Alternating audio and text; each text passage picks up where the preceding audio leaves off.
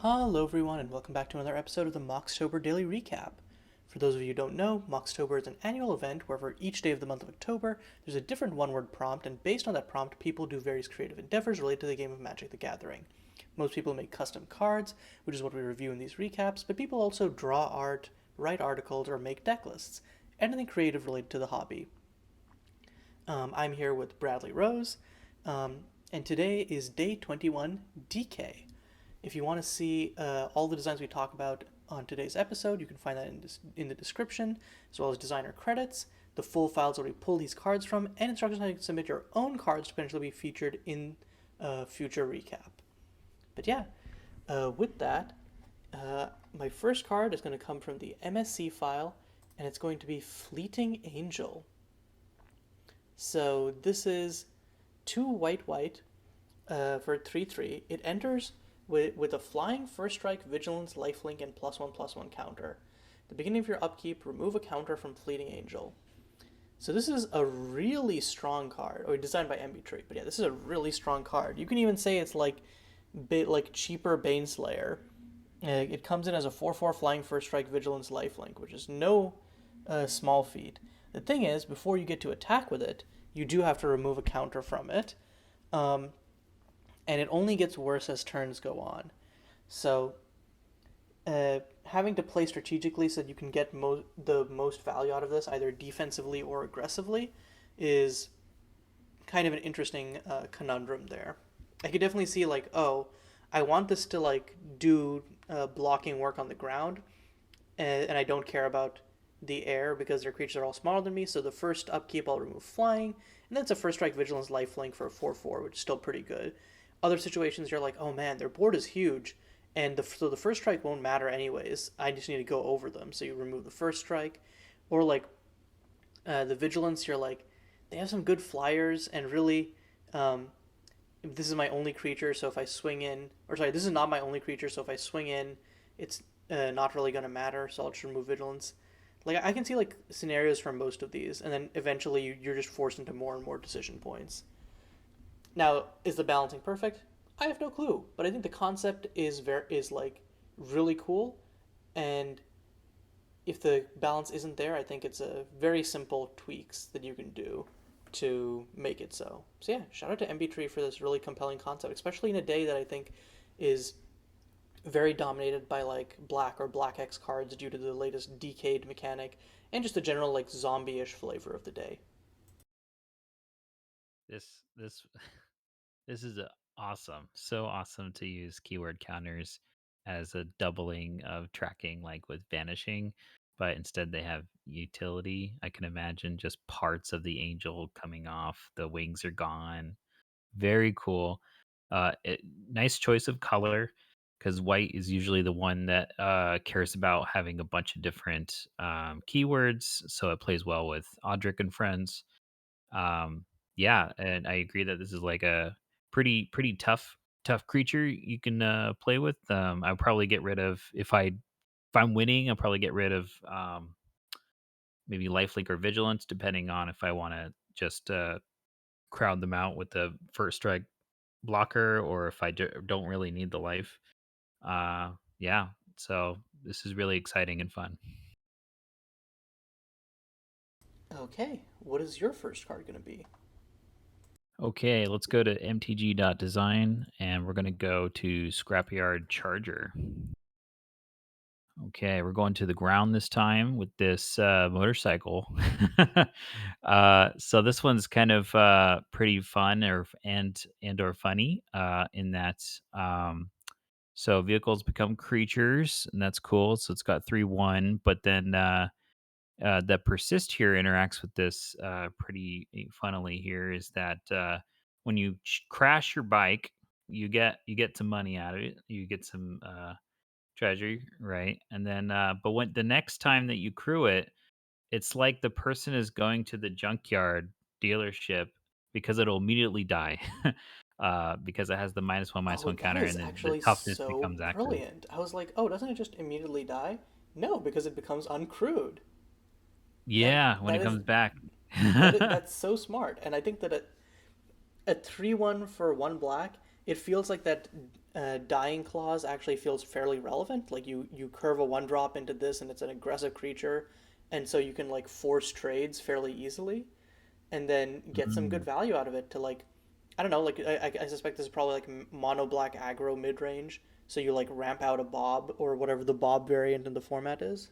So yeah, I I think this is a really sick design, both functionally and flavorfully. Yeah. And nice choice of like motorcycle depiction of all vehicles. Those I think would be most likely to be completely destroyed if you crash it versus like giant trucks that you see in Kaladesh. Okay. My next card is going to be from the MSC file. It's going to be Rotting Rat. So let me pull it up. This is a variant on the classic thing of rats having death touch, and I think there are a lot of like decayed designs, like kind of like by design because today is named Decay. But I think that like some people just kind of like put Decayed on a card, and I think the implementation of how Decayed is used can sometimes not be in like a very like meaningful or interesting way. I think it's also like limited because Decay is a hard thing to design with. This design knocks out of the park. I love granting Decayed as a sort of like delayed death touch. Um, I almost feel like this could be like one black because it's like it's essentially like a death touch creature, but with like weaker form of death touch because it doesn't kill it immediately. Um, and it also like if like for example if this gets blocked by a thermo alchemist, oh yeah, that's never gonna matter because the thermo alchemist can just keep blocking it and then just tapping away to kill you. Um, Mm. so like it doesn't actually like one thing that death touch is really good for is for getting around walls, and this doesn't do that. So I think that it's like a real trade off in a fun and meaningful way, and for such a like a little change too. Super flavorful. So yeah, shout out to Andreas Persson for designing this. Oh, and I know if you're seeing that it says sorcery on the graphic, Andreas is aware, and the pretend it says creature rat. They Oh said yeah, oops, but yeah, yeah. I totally missed that because yeah, it has a power and toughness. We can yeah. assume. Can intuit that, yeah. You that's a great point you mentioned about walls. This is such a flavorful thing with because walls never attack. So how does a rat poison a wall? Well, it doesn't with Decayed. It just sits there, keeps blocking the rat. That's really cool. Yeah, I agree that like there's the trope or myth if you read more into like history, I guess, but unless I'm forgetting or getting it wrong, but that rats carry disease and stuff like during the bubonic plague and etc. So that's like become a thing for rats with death touch. But other implementations have been like infect and wither to try to portray getting sick and diseased from rats. So this is really cool to make sure to use the decayed mechanic as an opportunity for giving that rat trope of spreading disease.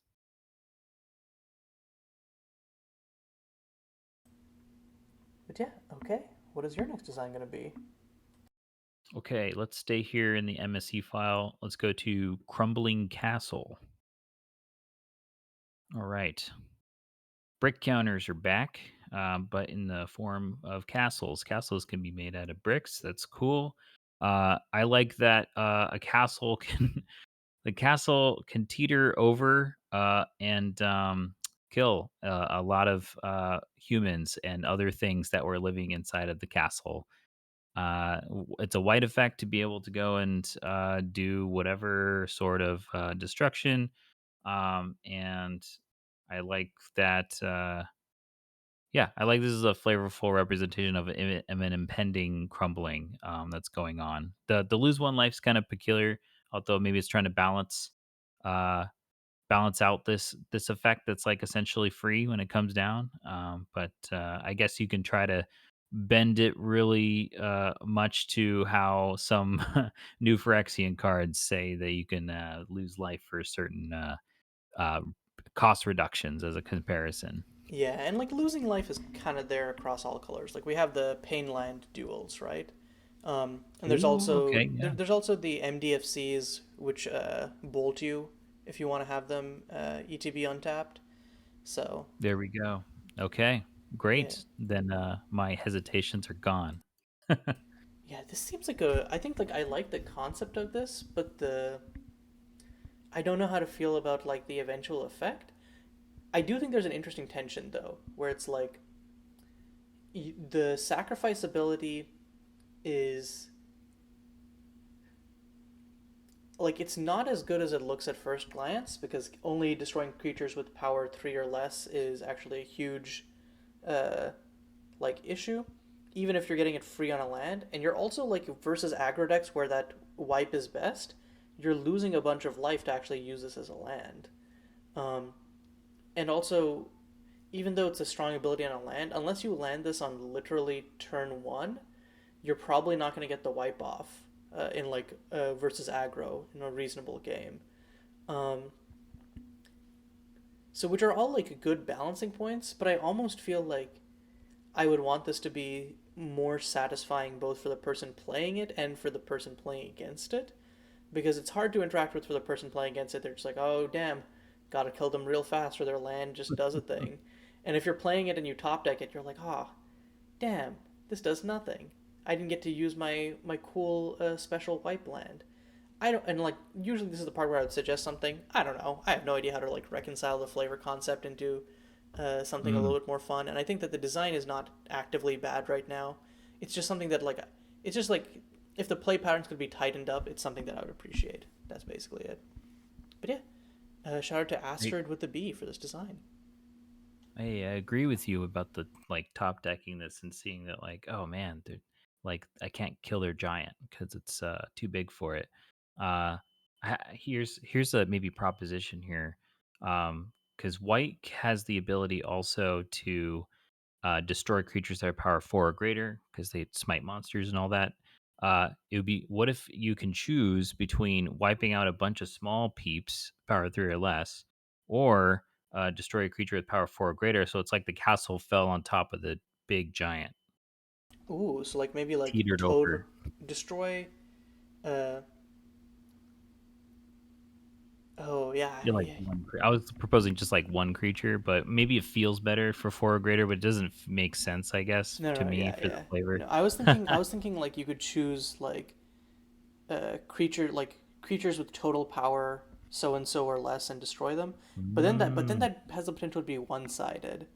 Yeah, I think this is one of those cards where like I could talk myself in, or at least I don't know about you, but I definitely feel like I could talk myself in circles trying to figure out different iterations of this. Yeah. And in the end, it's just kind of like a matter of preference. But it really represents this the core concept flavorfully. Um, Oh, maybe adding like a mana cost. Like when the last bit counter is removed this way, you may pay like 2 white or something, so that it takes up at least a turn cycle. You don't get to like get a free wipe off your land and then immediately slam a win con or something. Mm. But yeah, that's enough ink spilled on that for me.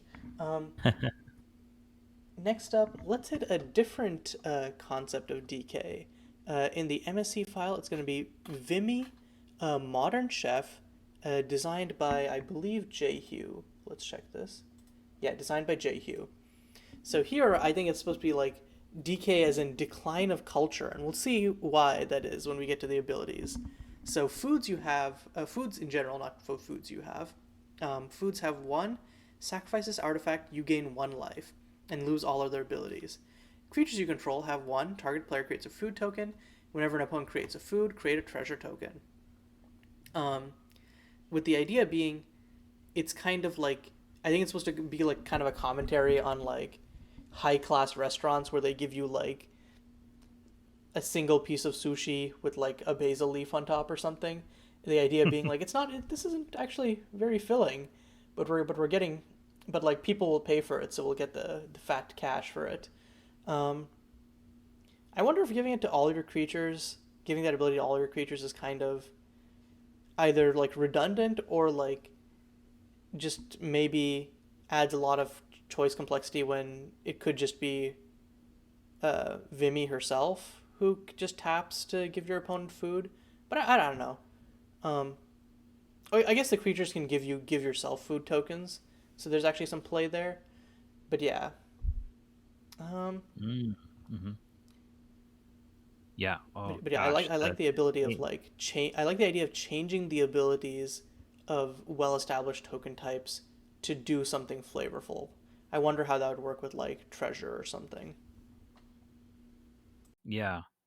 Oh man, decay of culture with the food and culture go together, so, hand in hand. So this is a great execution of that. Yeah, like you don't get a lot of mileage out of your fast food burger that you get for nutrition. So trading food for money. Oh wow, that is great. That is this is a cool ramp card by giving like the trade for one life. For the creatures you control, I agree that it's like okay, I could see that maybe they have like a wait staff, but perhaps you can imagine the chef only has so much output. So no matter how many waiters you only have one chef making some amount of food. So you can just put it on Vimy. Only Vimy produces. But yeah, it depends on how much output you want. Yeah, this is really well done. Okay, what's your next card going to be? Okay, this one is let's like on the note of different kinds of decay. This is in both files. This is Dwindling Crowd. All right. So, crowd people sometimes get into big old crowds, and they are a different kind of force to reckon with when they're together. But crowds eventually have to dissipate, and that's just a natural like people don't just come together and then they just stay together forever. Like I don't know, they don't just start a family and build a house right where they gather in Times Square or something. Eventually they got to go home. But it happens over time. It's not like everyone was like, okay, it's 9 o'clock, we're all gonna just all leave at the same time. So it's very cool, like tying into that, and then the execution here of pulling apart the humans into separate human creatures. Very cool. Grok this very much. Yeah, it's like I love the idea of just like taking what is like a very reasonable normal concept of like this creature's power is represented by counters which you then trade in for other abilities, and then taking this flavorful tack of, well, you're not exactly losing the ability, it's just being distributed because the thing that was working as one unit is now kind of dissipating. um, yeah, I almost feel like this could, like, power level wise, I think this could be a little more pushed. But I again, that's another like development thing. Design wise, the concept here is super solid, and yeah, like, and Yeah, I like the idea that like because it keys off plus one counters, you can, if there's counters in synergies in the set, you drop more of them on the crowd. If there's mm, aristocrat synergies, cool, you'll be getting like fodder every turn. It's a really, again, uh, here comes the catchphrase. It's a card that makes good use of mechanics as flavor. there we go. I have a question for you. Oh, but yeah, I agree on the power level. You can even maybe get so daring to shave off a cost for four, but it actually secretly it says beginning of each end step, so you actually get a 3/3 and a 1/1, which feels not too not too maddening of a power level. But question for you: do you think the end step here versus upkeep is the way to go? It feels like to me they made a great choice in at least making sure that an opponent's follow up murder doesn't completely get rid of the excitement of this card. But what do you think?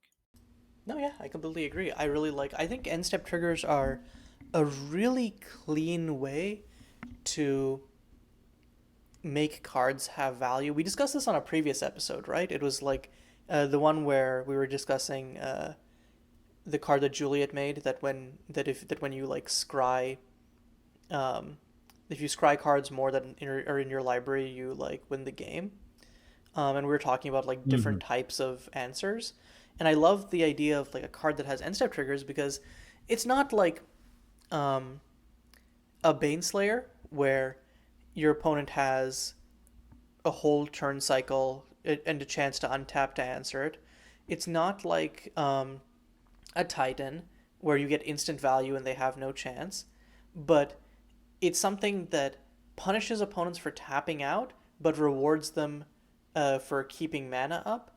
And I think that's a really like healthy kind of thing where it's like if you're gonna have a shields down moment, then it's sometimes you're gonna get a little bit doinked there for value. But if you have the opportunity to like keep up interaction, you can like stymie some of the power level of a card. So yeah, big fan Great of end point. step trigger here and in general.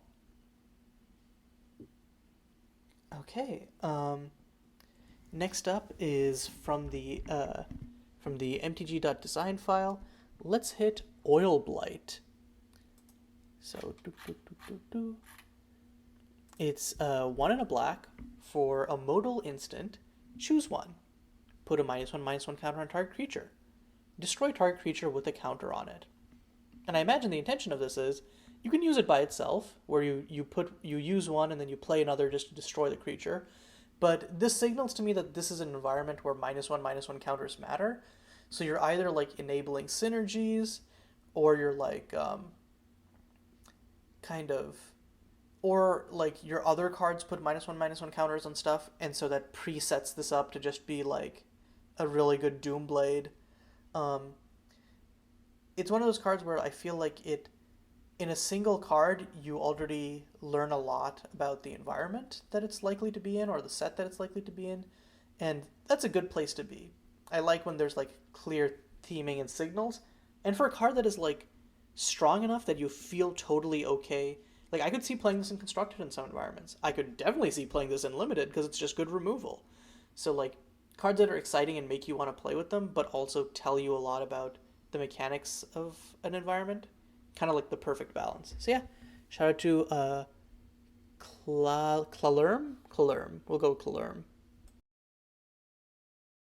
Yeah, this is also could secretly act as a if a creature doesn't have the counter on it, still act as a destroy, because of the fact that it could be a combat trick. They didn't expect to have a -1 power on a creature they expected to trade with, maybe, and of course a -1 toughness. Maybe you also need that one extra hit point to kill them. So that's really cool that you could still use it for that benefit. Otherwise, it could read like, oh man, 2 mana for just a counter doesn't feel like a worth it. But using it at instant speed is can be very valuable in itself. I like that this looks like it's like a mirror of Heartless Act from Ikoria, caring about creatures with counters or removing, or sorry, with no counters, or removing counters from a creature, and so it sets it up to be like the Kamigawa's blocks Ren Spirit and Ren Flesh, how they have mirrors of each other. Yeah, I think that's a really astute comparison. Uh, I didn't like pick up on that, but that makes a lot of sense. And I think that they add texture to environments in different ways. I think that Heartless Act is definitely better because there are a lot fewer creatures with counters on them, but this has more of like a build around slash encouraging you to play with specific strategies to maximize potential. So yeah, Yep. okay. What's your next card gonna be? Okay. Let's go ahead with the Decaying Automaton and MTG dot design. Okay, so we've seen. All right, let's see here. Sorry, I'm pulling it up. Okay, great. We've seen vanishing before. So creatures eventually go away. Sometimes they're like 3/3s and such, and they fade from existence. But in this case, this card is taking the concept of vanishing away as more of a what if this creature is actually withering away. So much like the fleeting angel earlier, this thing is physically getting weaker. They're dropping off maybe parts of their robotic body, and it's tied directly towards how much time they have left. And I guess eventually, in the end, maybe just one like arm and one leg is left with the head, and then eventually, then their head falls off, and then they're gone. Yeah, it's very simple, and I like that reinterpretation of what it means to vanish. This is a really sick card conceptually. Um, like just yeah, it's just so simple, and like tracking by using time counters instead of +1/+1 counters um, adds a lot more like gravitas almost to the design in a way that doesn't like it. Like again, this thing's functionality would not change if it was like it enters with X+1/+1 counters.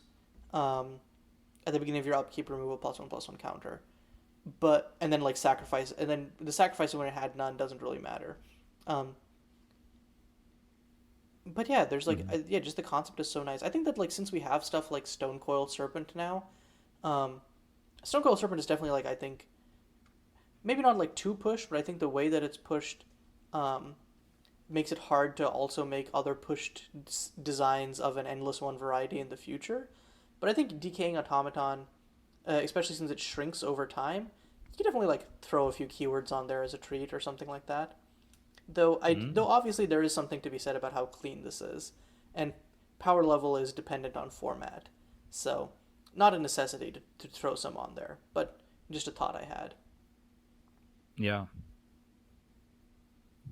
Yeah, shout out to AmarasSunil for this design.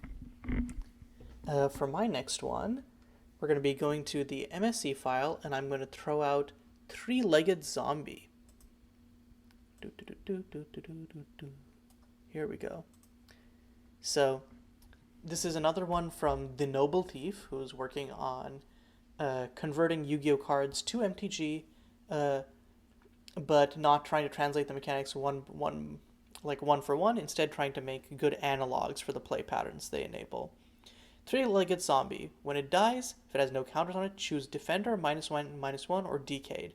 Return it to the battlefield with the chosen counter on it. And I love this. It's a really cool way to like choose what kind of um, like downside you want. Um, and I think like just like it's basically like persist, but you get to choose like pick your poison. One thing that I do wish was a little bit different is that I think Defender and Decade can be like I feel like Decade is like strictly better because you can you get like one attack and you just keep it back as a defender the entire rest of the time. So, like, I feel like you would never pick defender because DK just functions as defender, except sometimes you can just use it to alpha strike. But I think other than that, if you like swap out defender for some other downside, um, I really like the play of this card. It feels like a card that will just like play, like giving players choice points is good. This gives it to them in a meaningful way. So yeah, like that. Let me try to understand the how it's the for the point about decayed. So decayed says it can't block, and when it Oh attacks, you no, have to I'm sack. no wait, no, I'm stupid. I didn't realize that Decay said you can't block. Oh, the can't block part. Yeah, I was thinking that maybe. Yeah, Never you meant mind. like I think you that know. I've like no, okay, there's no excuse for that. It just slipped my mind. That Yeah, yeah, no problem. the in that yeah, I have no idea how I missed that. But yeah, in that case, yeah, the Defender and Decade actually have meaningful differences, and my entire thing about them not having meaningful differences was just like uh, a misinformation induced Well, haze. I need we'll toss basically them what out it's with telling me four is legs. that I need to play more Innistrad Midnight Hunt Limited because I definitely haven't. I've played like a few games of it, but definitely not enough to like have gotten that ingrained nicely in there Mm, yet. yeah. Yeah, I also like the oh, it's so clean. Like so 3/3, right? You can either have a blocker and Decade just naturally just says you can't block. That's so funny. So you can attack with it. But then the -1/-1, best of both worlds. Love the in between Z's. That's really cool. Um, yeah, it's it's very awesome. Mixing and matching with like the art shows two zombies, so you can and with like some limbs torn off, so you can like imagine the reconfiguring a very Stitcher style from Innistrad. Okay, what is your next card going to be? Okay, let's see. Let's go to stay here in MSE. Let's go to Bloom of Decay. All right. Okay, so this is sort of as a decline, which is like vanishing. I if you can think about that, except this actually does have a functional um, impact, but it's also something that you can more easily interact with for something that's declining. So eventually, this nice plant will go away, and you can either keep it up as a blocker for without tapping it for mana for a long time, or you can pick off its petals for some nice mana to accelerate it dying. But if you, unlike vanishing, where you might try to do some tricks like proliferate or other spells that just hard say on the text, add time counters, in this case, you can add like buffs from your anthems or from creature enchantments, and I imagine this to be less likely in a limited environment of adding plus one counters. But yes, in constructed commander or whatever, you can naturally cancel out the minus one with plus one counters, and I think that's a cool way to uh, keep your quote unquote vanishing permanents alive a bit longer. Yeah, and I like the anthem idea more so than the plus one counter idea because that's a cheeky way to like um, make it an escalating mana dork. Because the idea is usually like you add 1 mana on turn two, um, then you add 2 mana on turn four, which sorry on turn three, which like I mean getting to drop a 5 drop turn three after getting to drop a 3 drop turn two. I'm not sure that I feel like I'd prefer this as a 2 drop, just for like Mm. Llanowar Elves is already a reasonably very good card, like or just like mana dorks in general. But yeah, like but I think the play pattern of like yeah, okay, I've got all these buffs now. So now my Bloom of Decay is actually adding 3 mana. Oh, I've buffed it further. Now it's adding 4 mana. And it's just like escalating rampant that way is like a really cool concept. But yeah, Yeah. I believe this is by C2H6. Let me check. Mm. Yeah, designed by C2H6. So shout out to them. And yeah, this was also on my list. Despite the balance concerns, I think like the base concept is super cool. Yeah. Okay, my next design is simply called Decay from the MSC file. It's designed by Elry, and I love the idea of just an incarnation of Decay. Incarnations are some of my favorite creature types alongside with the Avatar. They're such like straightforward, sort of like primordial Mhm. manifestations of certain concepts. Um, One thing that I've been wanting to do for years is uh, making a plane or a set based on the 5 stages of grief, and then you have uh, like incarnations representing them as like kind of like the mythics of the set. So yeah, basically all of That'd that be to say that wonderful. when I saw Yeah. this being an incarnation, I was like, yee! So at the beginning of your end step, for each opponent, put a rot counter on target creature that player controls. Each creature with a counter put on it this way gains. Whenever this creature attacks or blocks, sacrifice it. So basically like pseudo decayed, but here it can actually block. It just gets sacrificed afterwards. Um, Exile DK from your graveyard. Each opponent sacrifices a creature, which I believe like lots of incarnations have like from graveyard abilities. I think the repeatable removal might be a bit much because it does it regardless of size. I know that like putting minus one counters is cliched, but I think that like distribute two minus one counters among creatures your opponents control would be like it'll be more powerful in some scenarios, but also like not as good versus big creatures, which I think is uh, like a big point towards this, especially since it's a 3/5 death touch on its own body. Um, and here, since it's an end step trigger, I think that's actually maybe like a detriment to it because I think that like your 3/5 Death Touch should not also be like a Ravenous Chupacabra in lots of circumstances. Um, but yeah, Yeah. especially since this Yeah, it's is got a like lot. yeah, Yeah. especially since this doesn't say at the end of combat sacrifice it. So if your opponent like declares an attack with a creature, it insta dies. If it blocks, um, it just dies before like damage is checked, as far as I know, right? So this is really strong. But yeah, I think the concept of like an incarnation of decay that like steadily wears down your opponent's board, and then for a can like one shot like just force your opponent to like do that like decay effect as well, it is a cool concept. Yeah. I like that it's got a graveyard ability so that even when Decay has died, it's a gradual death. The Decay is still working out in the graveyard, and then eventually withers away with one last kill. Uh, yeah, I agree. But end of combat stuff would be good for whenever this creature attacks, because the attackers are just good as dead. But I could see how maybe this is like an environment where there's a lot of activated ability creatures that can make sense. It's like, okay, I'm really sick. I should stay in my home, but I'm still gonna go and merfolk loot. Darn it. And I'm gonna tap instead of attack. Not that people are attacking with their merfolk looters, but um, yeah. There's a lot of different good executions of decaying. I guess speaking of good executions of decaying, what is your next card going to be? Oh gosh, here we go.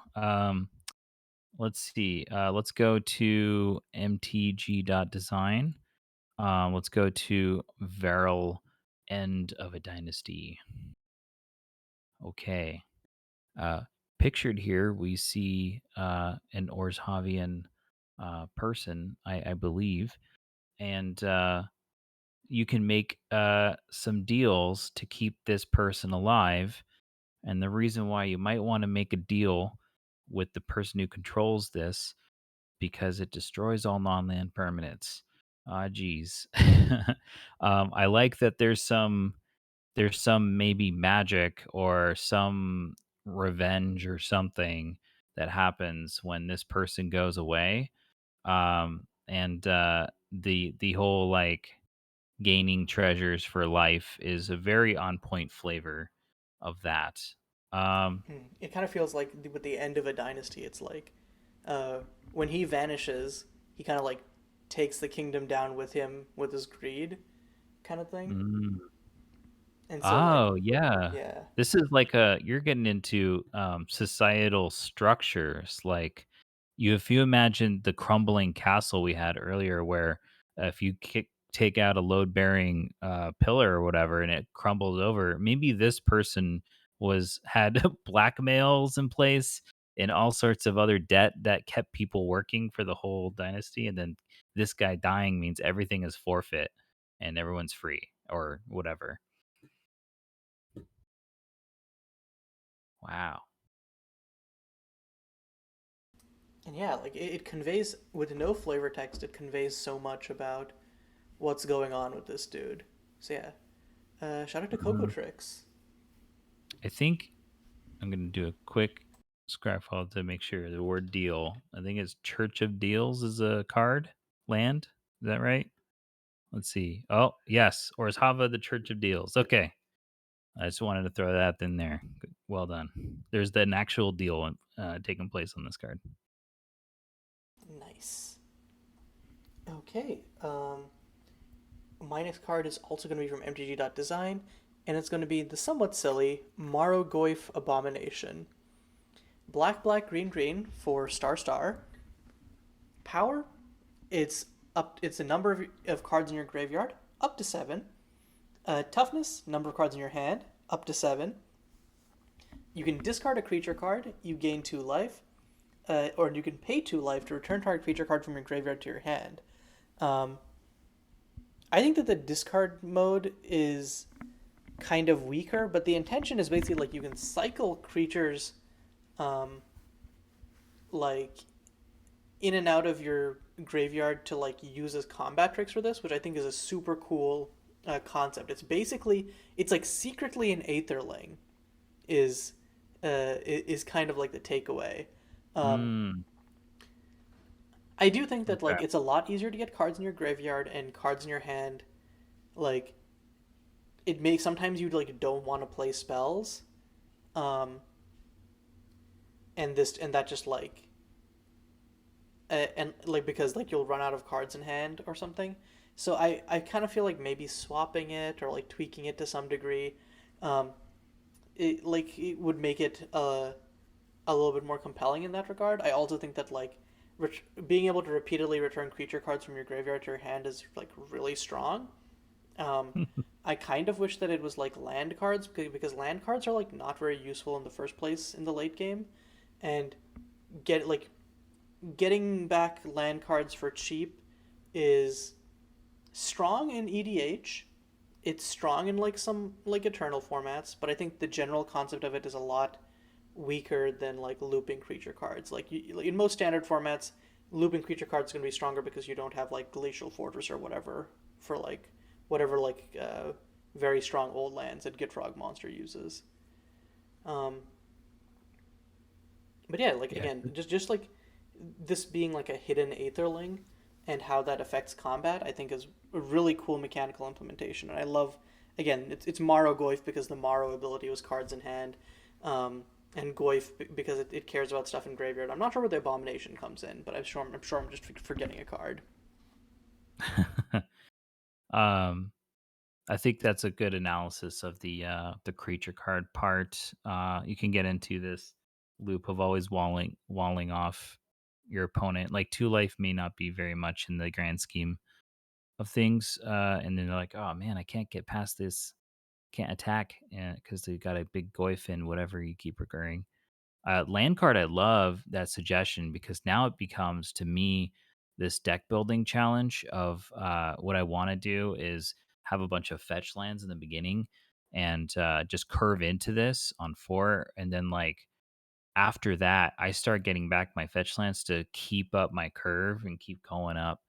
uh the fetch lands now, after I crack them, they just become just more lands in my quote unquote hands for the price of 2 life, of course. Yeah, and also deck building challenge that's really cool is that curving into this may not be the most exciting power and toughness if you do nothing about your graveyard. You're like, oh yeah, got it. Played a grizzly bears turn 3, and then a centaur on turn 3, turn 4. I played this. Oh wait, I ran out of creature cards in my hands. And now there's nothing there. It's a 0-0. I mean, I should have planned better. Maybe played mulch or something. For sure, for sure. But yeah, lots of Yeah. these I think are like stuff that like can be tuned or tweaked in playtesting. Oh, one good thing though is that they like I think the up to 7 thing is like a really good and heads up like power limiter on this, uh, to make it Mm. like less easy to like insta kill someone. And Yes. I Yes. think it's probably just like they probably put the graveyard limiter on first, 7 for probably like threshold, and then added it to the hand so there would be like good symmetry, which I think it makes a lot of sense. It would look Yeah. weird. It would look weird if it was just on the if the limitation was just on the graveyard. Yeah. Helps convey that this is uh yeah, the 7 with the hand helps convey this is a Morrow in the graveyard. And also, yeah, if it didn't have the restriction, I would be like, okay, let's cast Traumatize on me, or the Fractured Sanity that came out. Of course, that's a heavy color thing to do, but I'm gonna find some way to just dump my whole library in my graveyard and swing. So well done on that. Okay, what's your next card going to be? All right, let's go to MSE and let's look up Zombie Bite. All right. Like the name, it is a straightforward flavor here. In this case, unlike other cards like Ghoul Flesh that would go and turn creatures into zombies. That's like an event that we have seen before. Things turn into zombies. Which that was an aura. This is an aura that actually goes and makes the act of you have to have a zombie in order to bite others in the first place. And I really like that part. It encourages you to play your own zombies and then spread the zombieisms to them, and that's how they get decayed.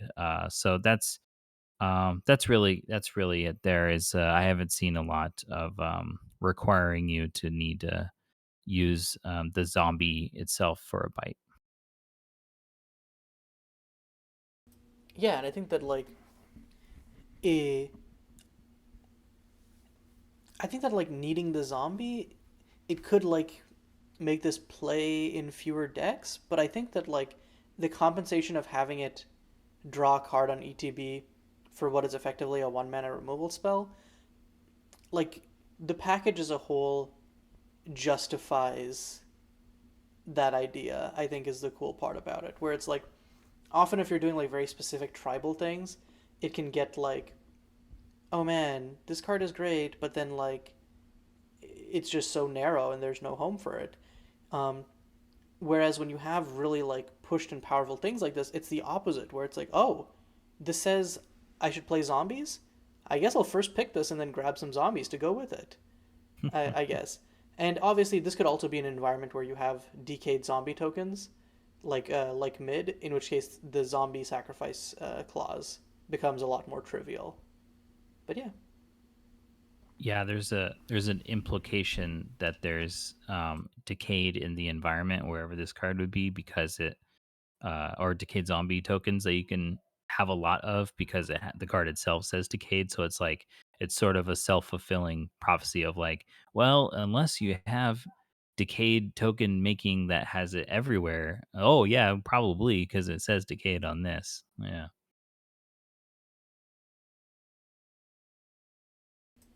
okay. My next card is going to be from MSC. It is Plague Propagator. So this is 2 and a green. When it enters the battlefield, you make a 1/1 black germ creature token with Decayed and Wither. Now, it is a little bit sacrilegious to have a 1/1 germ token. I can see the people picking up their pitchforks. But here I think it makes sense for this super virus, which can attack. Um, and then if a creature blocks it, um, they get the tokens put on it. Um, but if they don't block it, well, they take 1 damage, which is also why I think this should maybe have Infect. I think that Infect is generally not a mechanic that plays super well, but I think that it could be very interesting to have these 1/1 Decayed and Infect creatures, where letting them through is super dangerous, but over time uh, they break down your creature's defenses, so you're forced to start either giving up board presence or taking poison here and there. Um, because here the fail case of just letting 1 damage through is a lot less than letting the 2/2 zombie through, right? 1/1 is a lot less likely to 1 damage is a lot less likely to determine the course of the game, whereas multiple twos is. But yeah, and that would also be on flavor. So overall, I like the card a lot. I think the play pattern would be improved by giving it Infect, which is not a thing I ever thought I'd say. Really, usually it's the other way around. But Yeah, yeah. but yeah, and I think that bringing germs back in this way, bringing Wither back in this way for this kind of flavor, is a pretty cool nod. So shout out to oh, this is another Jayhew design. Wow, 2 in 1 day. Good job. Kapow. Propagating. Uh I love the in fact suggestion here. If I am racing against you and you've got this plague propagator against me, um, and I'm winning and I'm swinging and I'm not block leaving up blockers, I might not really care that my life total is high. Okay, send your one at me, you'll lose it, whatever. But with the infect, especially if you craft an environment where we've seen some spells that say if the player or opponent is poisoned, and that's an attribute you have, is as long as you have one poison counter. If you go and design some other cards in that environment, that's really cool. That can make you kind of sweat a little bit, where it's like, okay, now I'm about to gain a property poisoned. Besides the whole other, oh, there's also proliferate and maybe other infect in the that I have to worry about too. But that would be cool. Yeah, it reminds me. One of the sets that just got into MSCM, like basically this month, is called Beyond Our Ken, and in there, poison makes an appearance, but instead of being on infect, it's kind of like a Punisher thing, where it's like you can do this bad thing, or you can get a poison counter, and the idea is at the start of the game, the opponent can safely take poison counters, but as the game goes on, there are some like proactive ways to give them poison counters, and so it starts becoming like, oh no, maybe I should start taking these downsides.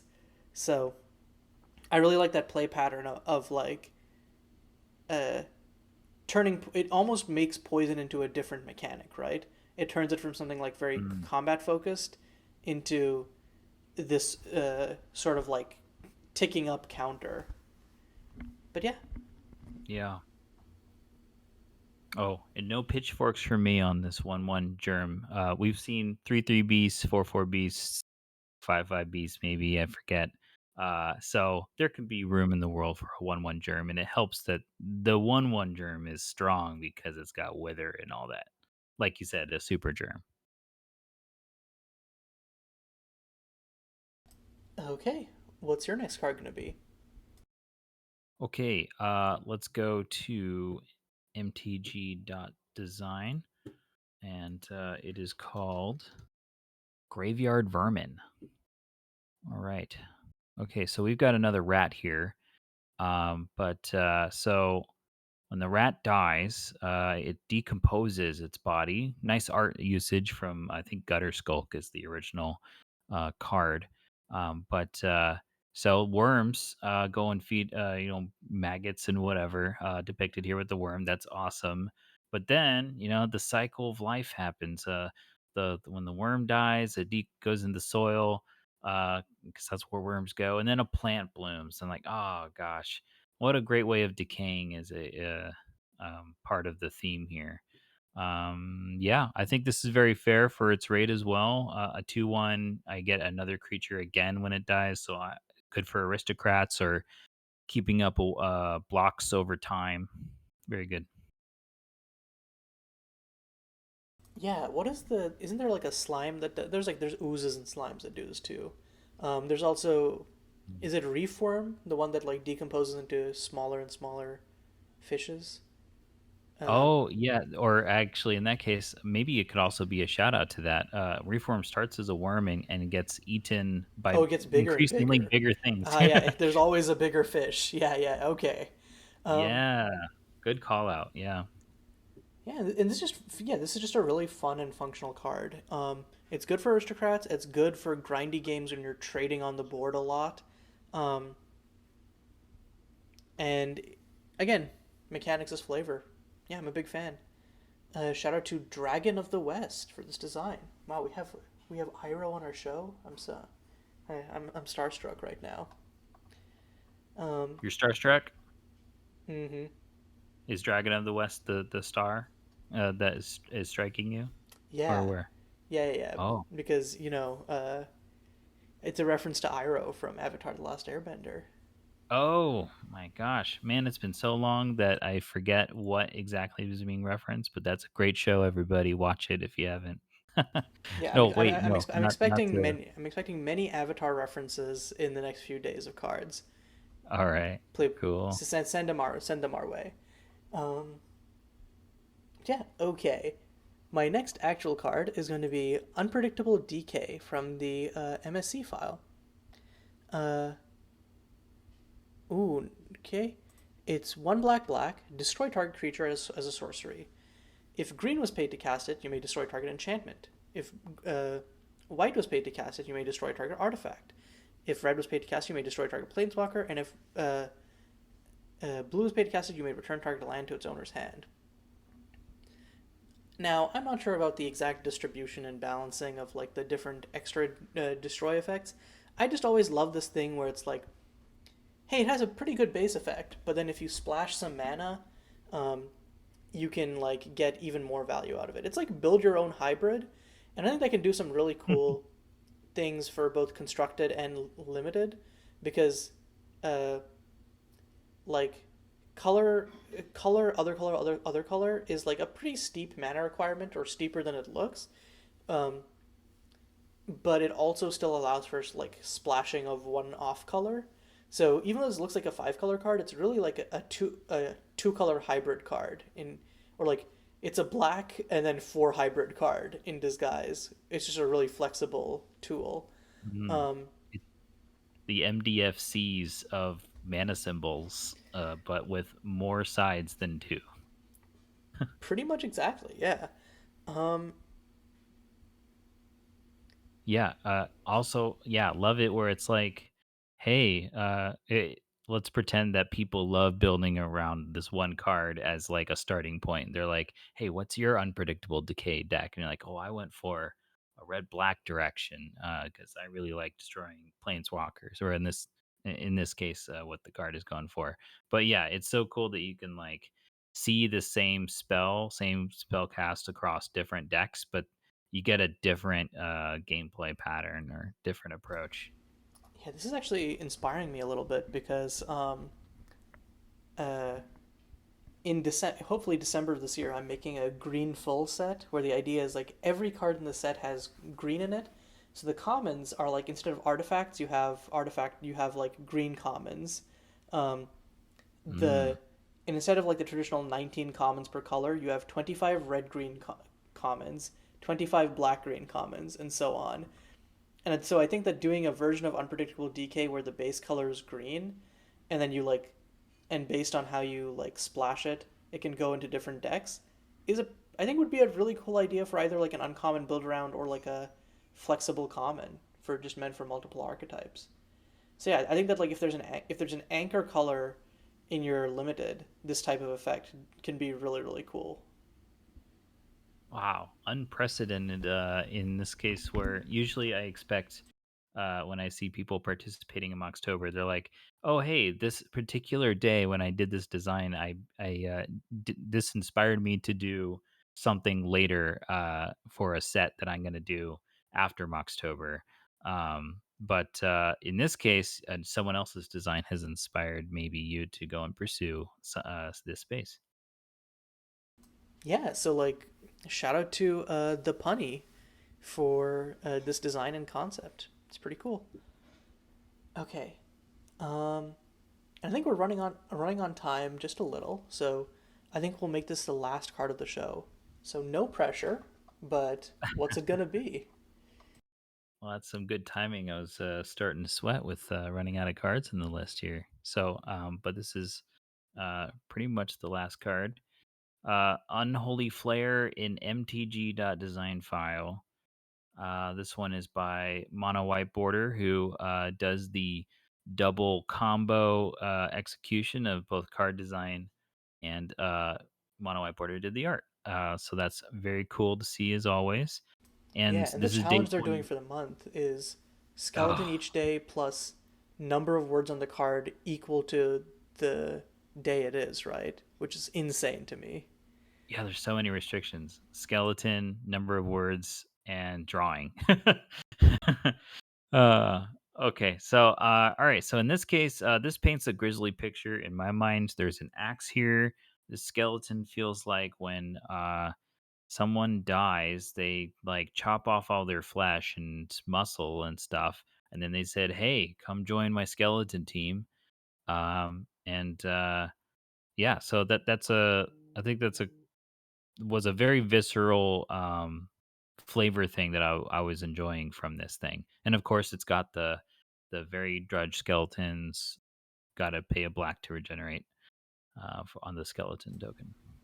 Yeah, like this is so cool. I love the idea of just like, oh no, the creature died, but the skeleton just emerges from. Uh, there's like a Tumblr post or something where it's like, are like, oh, I'm having like a headache, and it's like, yeah, that's your skeleton like waiting to escape your body, and it's like, excuse me, the Oh my goodness. yeah, I would almost love to see like we had the rat before, like a card that starts off as a human, dies into a zombie, and then dies into a skeleton. The I think that'd Yes, be yes. cool. I've seen this. I remember this from last year. It's a very cool direction to go with, starting from like human, then zombie, then skeleton. Yeah. So with the decayed part, we've seen a lot of decay designs where people just stop at like, oh yeah, it dies thing, and then Mono Whiteboarder says, no, I'm not done yet. Hold on, we could decay it further, and we can pull the skeleton out of the body and use that. But perhaps in the future, someone will say, well, we can go even further. And once you take away the skeleton's somehow sentience, you can make a spirit and now it has no bones left. I don't know. Yeah, and I just overall I love the idea of like breaking symmetry somehow, and this is just again like this is a real splashy effect for 7 mana. It's like, oh, all of your creatures get one more attack, but all of mine die into something else. Like, yeah, it's and again, but you can like it's it's very fixable just by like removing this, which is which is something that I really like. It's a very splashy effect that can really like hurt your opponent, but all it takes is one piece of removal to get them back in the game. And since it doesn't like Yeah. win the game on the spot, um, you they can certainly just like wait and buy time. Though making their creatures unable to block might sometimes just allow you to alpha strike them. But Oh, yeah, that's a good point about they can't block. Oh, that you know what? That's usually a blue or a red or yeah one. Yeah, I think a red thing. Uh, yeah, that's peculiar. It does cost 7. So yeah, it is like like you can imagine maybe it's a slow roll of a mass wipe spell.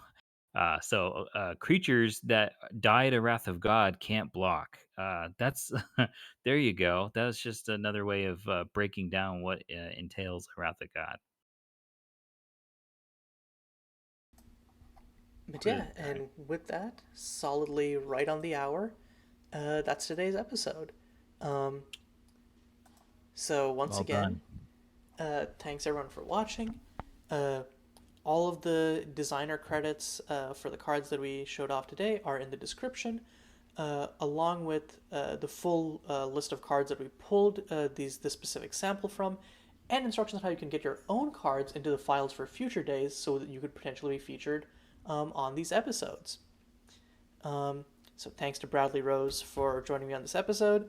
Thanks to Ancestral and Cajun for setting up MTG.design and LackeyBot to MSC conversion respectively so that we can actually collect files. Um, and with that, this is now officially a third week down. Tomorrow's episode is going to be the fourth and last week of Moxtober. And Technically, we have a little bit of uh, some orphan days. We have the 29th, the 30th, and the 30th, but the we'll call it the last week.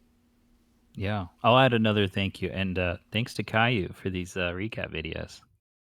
It's my Kapow! pleasure. Got These there. are so much fun. It's definitely doing them daily, definitely a little tiring, but I think that there's so many people have like set up cool systems to like make this work that it's been so much fun. And I'm thinking maybe next year if we can like decentralize the process and get other people hosting and stuff, Mhm.